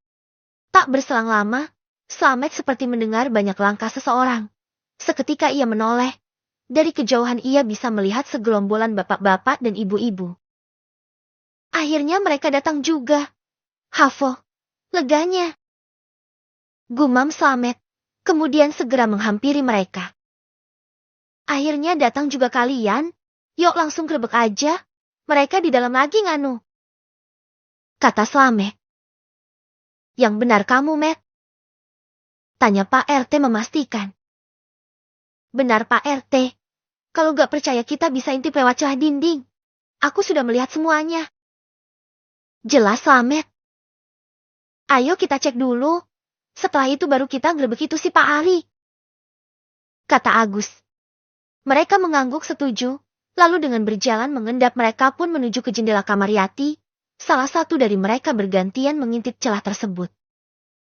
Astagfirullah! Astagfirullah! Mereka yang sudah melihat kebanyakan langsung beristighfar ketika melihat kelakuan B4T Pak Ari bersama Yati. Benar-benar B4D, 4P ini Pak Ari. Ayo tunggu apa lagi? Langsung kita eksekusi. Seru mereka yang mulai ramai. Setelah mendapat izin dari Pak RT, tanpa babi bu salah satu dari mereka pun menendang jendela tersebut. Jendela kamar yang sudah cukup rapuh itu pun seketika rusak. Salah satu daun jendela terlepas dari engselnya. Sontak saja, Pak Ari dan Yati yang lagi asik cangkul menyangkul itu pun dibuat terkejut. Keduanya menoleh dan syok berat saat jendela terbuka lebar dengan banyak warga yang mulai masuk lewat jendela tersebut. Woi Pak Ari, Yati! Kalian sudah keterlaluan. Kalian berdua sudah berbuat zina. Pekik mereka yang langsung menunjuk ke arah Pak Ari dan juga Yati. Tubuh Yati dan Pak Ari pun sama-sama menegang. Dengan posisi inti tubuh yang masih menyatu, mereka berdua hanya bisa terbengong-bengong. Salah satu di antara mereka ada yang merekam kejadian itu. Dia adalah orang yang istrinya pernah digarap sama Pak Ari. Didasari dengan dendam, ia ingin Pak Ari dijebloskan ke penjara. Harapannya rekaman tersebut bisa dijadikan bukti dan membuat Pak Ari mendekam di penjara dengan tuduhan melakukan zina. Dasar menjijikan. Kalau sudah gatal lebih baik cari suami baru ya. Bukan kayak gini. Sama saja kamu mencoreng para janda di muka bumi ini. Dasar. Celetuk ibu-ibu yang ikutan melompat masuk. Mereka semua mulai menyumpah nyerah pagi Pak Ari dan juga Yati. Mendengar semua itu keduanya pun tersadar. Kalau semua ini adalah nyata. Astaga, Mas Ayu cepat turun dari tubuhku. Pekik Yati, berusaha mendorong tubuh Pak Ari. Oh, aduh. Yat, sabar. Ini kok gak bisa dilepas. Pak Ari mengadu kesakitan. Begitupun juga dengan Yati. Yati merasakan sakit saat Pak Ari sedikit memaksa mencabut itunya. Aduh Mas. Apa yang kau lakukan? Sakit? Pekik Yati. Kalian cepat turun. Dasar memalukan. Kelakuan kalian sudah mirip binatang. Bentak Pak RT yang geram dengan kedua orang itu yang belum juga melepaskan diri satu sama lain. Pak Ari dan Yati kesusahan saat melepaskan diri. Mereka kesakitan, milik mereka mendadak gak bisa terlepas, seolah seperti ada yang menyiram lem Alteco. Nempel dan tidak bisa dicabut. Pak RT tolong, ini burku gak bisa dikeluarin. Seru Pak Ari dengan wajah nelangsa. Mereka semua melongo, beberapa di antaranya saling menatap bingung. Hingga salah satu dari mereka menyeletuk. Wah, Gen 3T itu. Hahaha, akhirnya kena karma juga kau Pak Ari, kau dan Yati lagi gencet. Ayo kita viralkan. Biar tahu rasa kalian berdua. Bukannya prihatin dengan yang dialami Yati dan Pak Ari, mereka semua malah mentertawakan gencetnya Pak Ari dan Yati, dan malah memviralkan kejadian tersebut. Jelas saja Pak Ari dan Yati merasa malu. Dengan sebelah tangannya Pak Ari merasi selimut lalu berusaha menutupi tubuh keduanya dengan selimut tersebut. Mas, gimana ini? Kenapa gak bisa dilepas? Rintih Yati yang semakin panik. Gak tahu Yat, burnyeku serasa mau copot kalau ku paksa lepas. Aduh, kamu jangan banyak bergerak dong. Kalau burnyeku putus bagaimana? Sentak Pak Ari. Dalam keadaan tersebut Pak Ari semakin tegang dan ketakutan. Malam itu di luar dari rencana yang sudah disusun matang. Awalnya mereka akan mengarah kembali Pak Ari dan juga Yati, dan berlanjut akan disidang di balai desa. Barulah didatangkan polisi. Tetapi karena Pak Ari dan Yati lagi Gen 3T, akhirnya mau tak mau mereka semua membawa Pak Ari dan Yati ke rumah sakit terlebih dahulu, agar keduanya mendapatkan penanganan yang tepat atas Gen 3-nya mereka berdua. Dan kabar Gen 3-nya kedua orang itu pun langsung viral. Viral di dunia nyata dan juga viral di dunia maya. Aris yang mengetahuinya pun jelas saja malu luar biasa. Karena lagi-lagi bapaknya membuat ulah. Ia sudah tahu kalau bapaknya itu belum berubah. Sudah ia kau tegur beberapa kali. Sering malah. Tetapi Pak Arinya saja yang bebal dan tetap saja kelayapan entah kemana. Alasannya sih ngopi. Tapi Aris yakin kalau bapaknya pasti keluar untuk nanogram 3LNT3.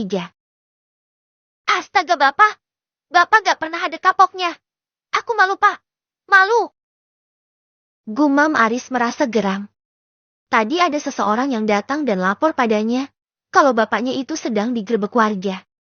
Dan ketika mendengar bapaknya Gen 3T dengan wanita itu, Aris pun memilih untuk tidak peduli saja. Ia memilih untuk tetap diam di rumah. Ia seakan tak punya muka untuk menunjukkan wajahnya di hadapan semua orang. Bapaknya yang melakukan kesalahan, tetapi dia yang menanggung sangat malu, akibat mempunyai seorang bapak yang B3J. Bapak urus diri bapak sendiri saja. Aku sudah tidak mau peduli. Terserah warga mau apakah bapak. Gumam Aris kembali dan memilih tidur saja. Lebih baik ia istirahat saja daripada mengurusi kasus bapaknya yang memalukan itu. Sedangkan di rumah sakit, tepatnya di ruang UGD, para tim medis yang terdiri 2 orang dokter dan beberapa orang suster itu mulai menangani Pak Ari dan juga Yati. Kedua orang itu berada di atas bed yang sama. Masih saling bertumpang tindih, sama sekali tidak memakai baju dan hanya selembar selimut yang menutupi tubuh mereka. Bahkan di dalam sana inti keduanya pun masih menyatu. Beberapa orang suster saling berbisik dan menatap sinis pada kedua orang peselingkuh itu. Sedangkan 2 orang dokter berusaha tetap profesional, walau dalam hati menahan tawa. Pak Bu, dibuat rileks aja. Kalau kalian berdua tegang begitu maka otot di sekitar N4 semakin tertarik dan P3N, S-nya pun gak bisa dilepas. Ucap salah seorang dokter. Bagaimana mau tenang dok? Kami sakit ini, cepat tolong kami. Kami sudah capek.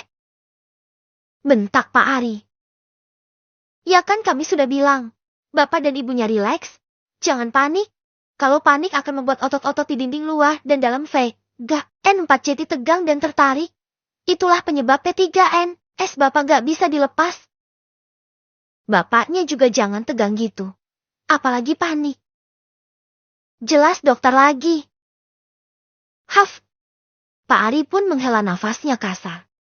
Setelah beberapa saat kemudian, seorang dokter memerintahkan suster untuk memberikan suntikan pada masing-masing mereka.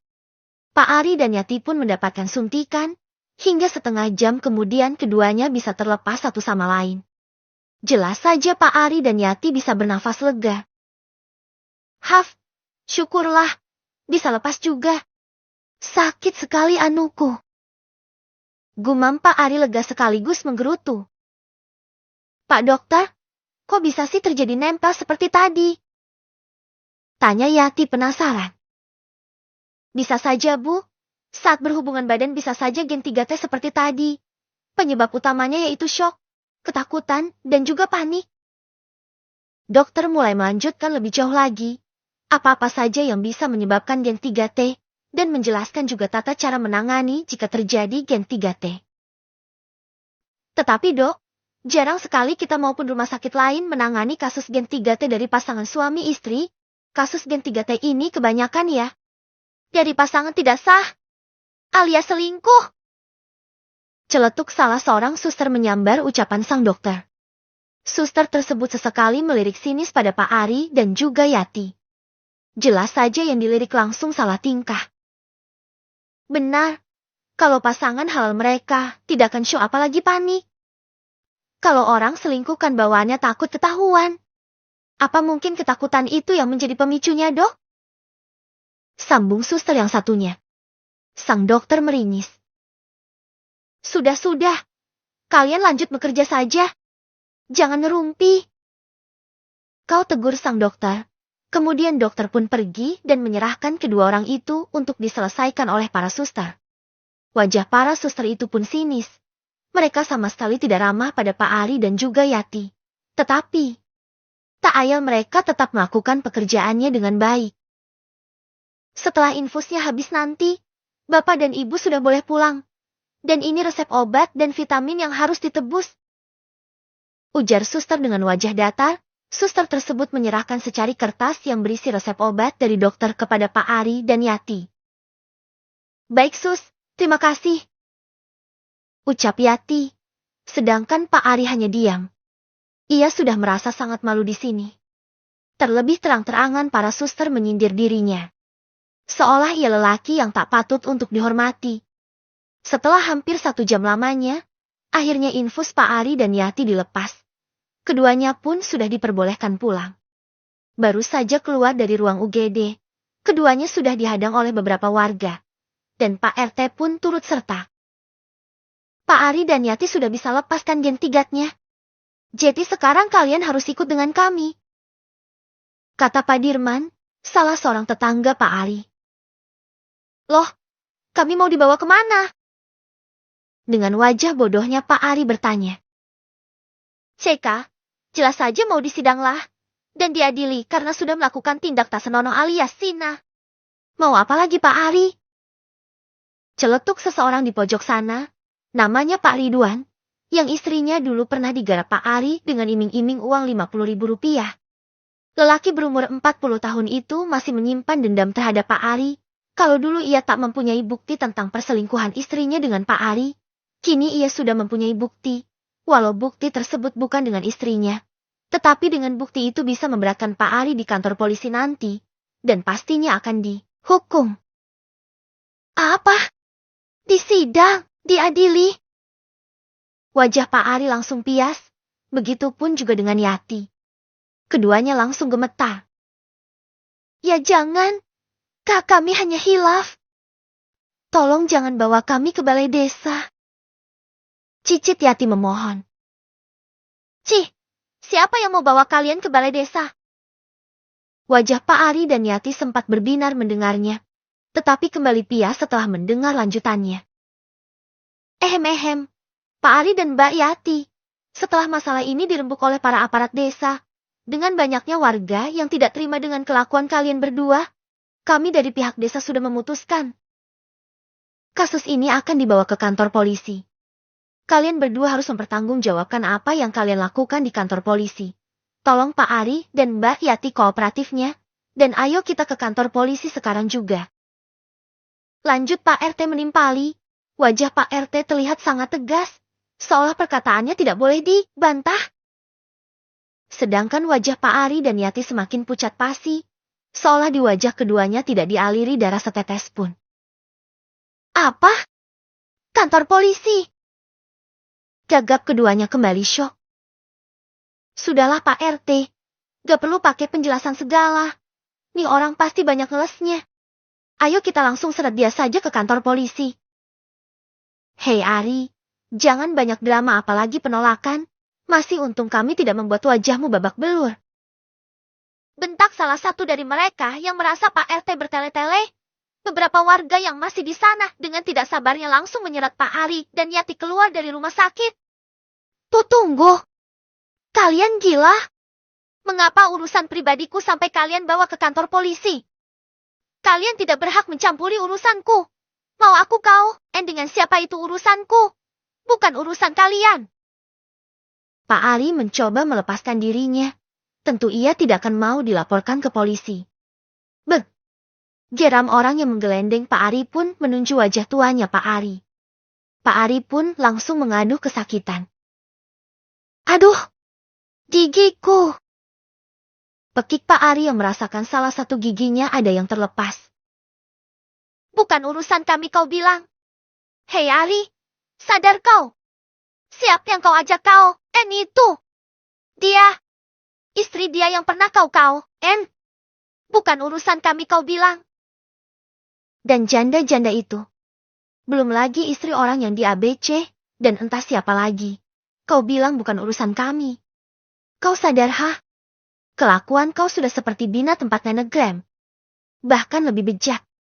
Dan kami warga sekampung tidak terima kampung kami dicemari oleh kelakuan busukmu yang bersinah itu. Jangan banyak bempat CT lagi, ayo ikut dengan kami sekarang. Kepalan kesal bercampur amarah. Para warga pun menyeret Pak Ari dengan paksa. Sementara Yati tidak berdaya. Setengah jam kemudian mereka telah sampai. Pak RT dengan ditemani beberapa warga langsung membuat laporan. Laporan pun langsung diproses, dan 2 jam setelahnya, Pak Ari dan Yati langsung dimasukkan ke dalam penjara. Untuk berapa lama hukumannya akan menunggu putusan sidang. Hiks. Pak RT, kalian kejam sekali. Bagaimana nasib anak-anakku di rumah? Mereka masih kecil-kecil. Isak tangis Yati. Jangan khawatir Mbak Yati. Anak-anakmu sudah dijemput bapaknya. Katanya, mulai sekarang dia yang akan mengurus anak-anak kalian. Jadi Mbak Yati bisa fokus menebus kesalahan kalian di sini. Jelas Pak RT. Brak. Kalian semua biar 3 S3 kah? Ani, N9. Lepaskan aku B4B. Kalian sudah kelewatan mencampuri urusanku. Aku yang kau. Kenapa kalian yang kepanasan Umpak Pak Ari mengamuk. Ia sampai menendang-nendang jeruji sehingga menimbulkan bunyi berisik. Mereka semua hanya mendeci sinis sambil geleng-geleng kepala. Sudah begini pun sampai nggak berubah Pak Ari. Harusnya kamu menyadari kesalahanmu. Tindakanmu adalah dosa besar. Terlebih sangat merugikan kami para orang sekampung. Sekarang nikmati hukumanmu. Sinis beberapa para bapak yang masih di sana, terutama Ridwan yang ingin sekali melihat Pak Ari mendekam di balik jeruji besi. Apa kau Ridwan? Mau kucolok matamu itu Kau pasti senangkan melihatku begini. Bentak Pak Ari menatap penuh benci pada Ridwan. Ridwan hanya tersenyum sinis.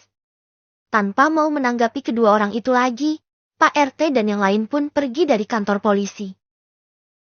Hiks, Mas. Ini pasti gara-gara kamu. Kita sampai digerebek begini. Pasti kamu tidak hati-hati. Yati pun menyalahkan Pak Ari. Pak Ari hanya mendengus kesal. Ia tidak membalas lantaran selang 4 nenegram 4-nya kembali gatal. Terlebih barang pusakanya. Aduh, gatalnya kumat. Gumam Pak Ari kesal. Ia yang tidak tahan langsung menggaruk-garuk kasar barang miliknya itu dari luar. Yati yang melihatnya mendelik sinis.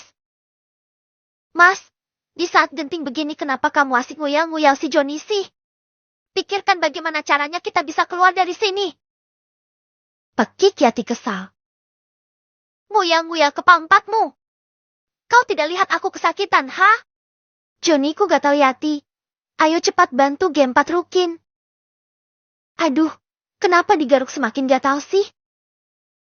Pak Ari seperti cacing kepanasan. Ia terus menggosok-gosok anunya yang masih terhalang kolor itu. Riz, sudah dengar kabar bapakmu belum? Bapakmu dan selingkuhannya itu dikabarkan masuk penjara. Kata Andi, tetangga Aris yang sekaligus temannya juga. Andi bekerja jadi buruh di pabrik yang dulu tempat Adi bekerja juga. Oh, di penjara? Syukurlah. Dengan begitu, dia nggak akan bisa berulah lagi. Tanggap Aris terkesan acuh tak acuh. Saat ini Aris memang tengah duduk santai di depan rumah. Ia tengah memikirkan sesuatu. Ia harus mencari orang untuk membantu mengurus ibunya di saat ia bekerja. Mengandalkan Pak Ari tidak akan bisa lagi, karena mendengar tetangga tadi kalau bapaknya sudah dihukum polisi. Sedangkan Andi menatap heran pada Aris. Riz, kok kamu kayak santai gitu mendengar bapakmu di penjara? Gak kasihan toh? Tanya Andi penasaran. Aris menyeruput kopinya, lalu menoleh dan menatap dalam mata Andi. Memang kamu kalau jeti aku. Sikap apa yang kamu ambil, Andi? Senang sudah nangis atau ngamuk? Tanya Aris balik. Andi pun nyengir. Ia menggaruk-garuk kepalanya yang tidak gatal itu. Hehi, gak tahu juga kalau jadi kamu, Riz. Tapi kalau aku sih, lebih kerasa malu sih.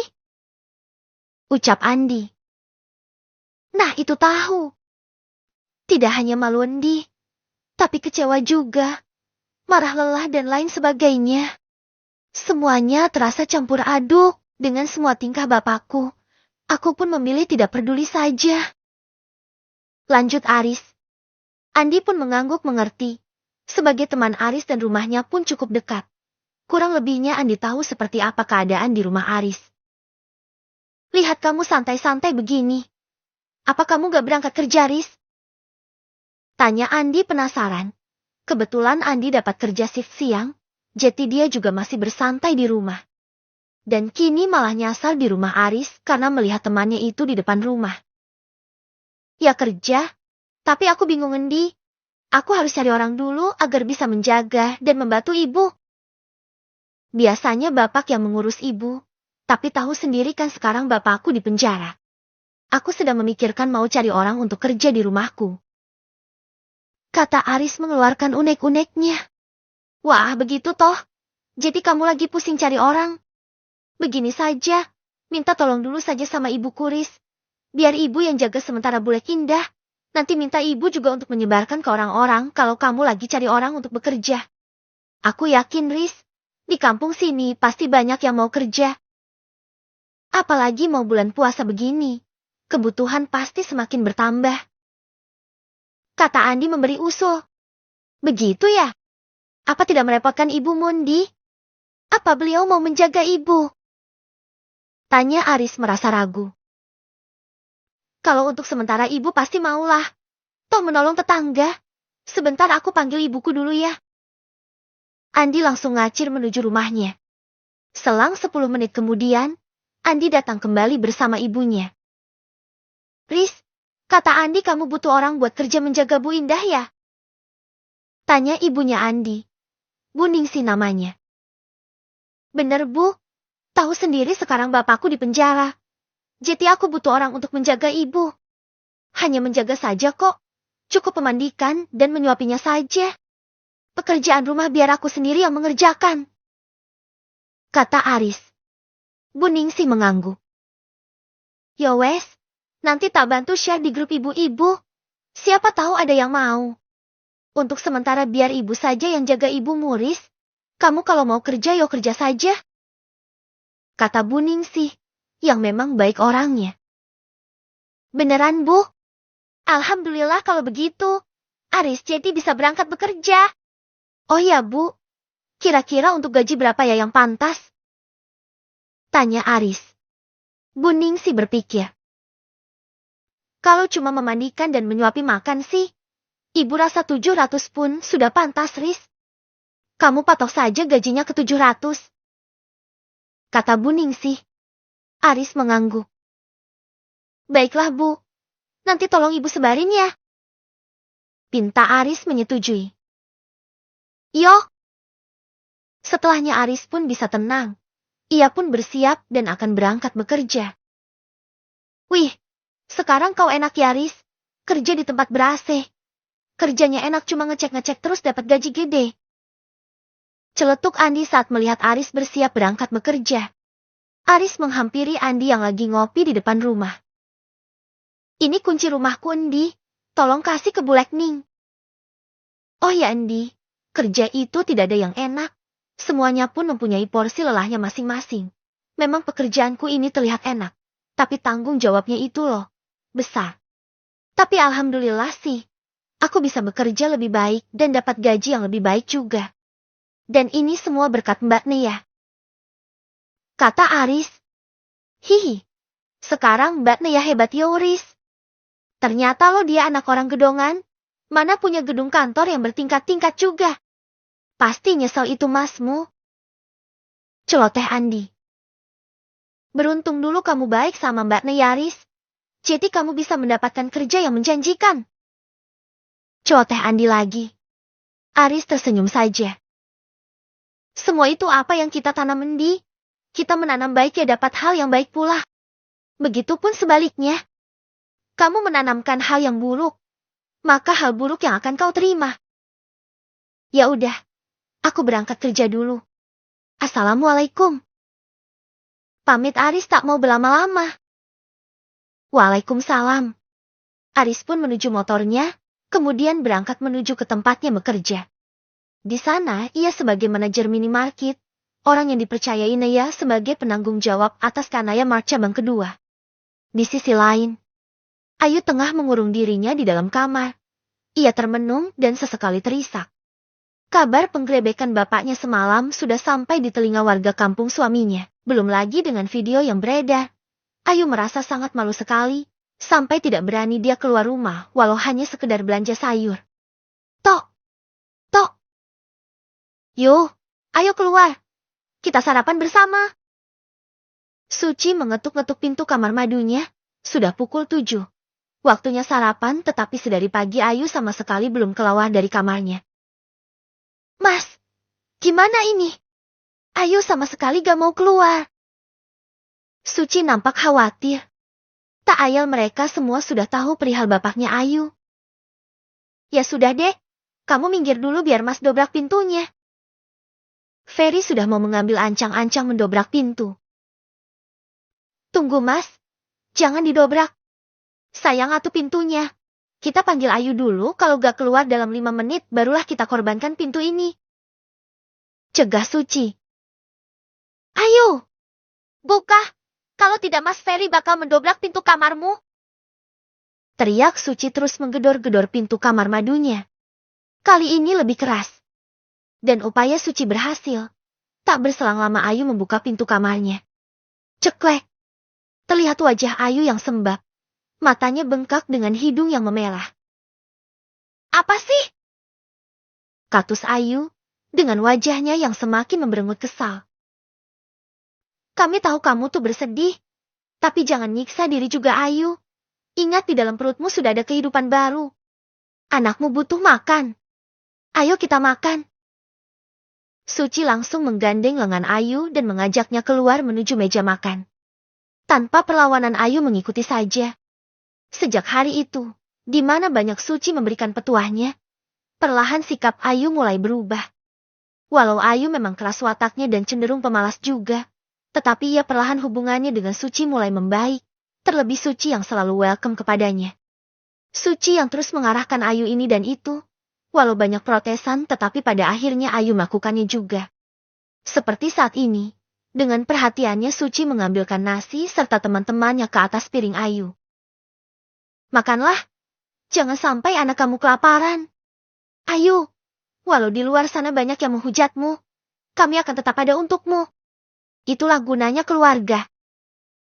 Suci dengan senyum hangatnya merangkul madunya yang tengah terpuruk itu. Ia tahu pasti sangat malu kalau jeti Ayu. Ayu menatap Suci dengan mata yang berkaca-kaca. Nah gini kan enak. Adem rumah melihat kalian berdua akur begini.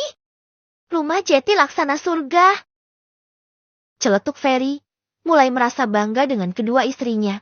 Semakin kesini Ferry baru bisa menikmati indahnya mempunyai istri dua. Apalagi kalau kedua istrinya lagi akur begini. Berasa indah sekali dunia Ferry itu. Mas, jangan sampai melihat kerukunan kami kamu berniat nambah istri lagi ya. Awas saja, kalau kamu nekat cari istri ketiga, aku dan Ayu demo untuk meminta cerai. Suci langsung memberikan ultimatumnya. Ayu mendukungnya. Ia menganggukkan kepalanya dengan cepat pertanda setuju dengan yang dikatakan Suci. Benar. Aku terpaksa bisa akur dengan Suci karena dia yang duluan kau nikahi. Andai tidak dia sudah kujadikan keseku karena sudah berani menjadi palakor di tengah hubungan kita. Imbuh Ayu. Sontak saja, Suci kembali menoleh dan menatap kesal pada Ayu. Sementara Ayu hanya nyengir, lalu dengan pelan ia bergumam. Bercandi ya. Gumamnya pelan. Lalu Ferry, lelaki beristri dua itu hanya bisa meneguk ludahnya dengan kasar. Baru saja ia memikirkan nambah istri baru, sudah mendapatkan ancaman duluan. Pikirnya, kalau kedua istrinya bisa akur begini, tidak menutup kemungkinan istrinya yang ketiga nanti bisa ikut akur juga. Sebagai lelaki normal, tentu ia mendambakan banyak wanita di sekelilingnya. Ya padahal aku mau mencontoh Rasul kita loh. Beristri 4. Harusnya kalian senang akan mendapatkan teman baru. Dengan begitu pekerjaan rumah kalian semakin berkurang. Kalian bisa membaginya lagi dengan calon madu-madu kalian nanti. Cicit Ferry pelan. Peletak. Ayu langsung melempar sendoknya ke arah Ferry, dan sendok tersebut mendarat tepat di kening Ferry, sehingga membuat kening Ferry langsung benjol. Mau ku potong burungmu ha? Main cuma 5 menit. Ini berlagan mau nambah istri baru. Ujar Ayu dengan mata melotot.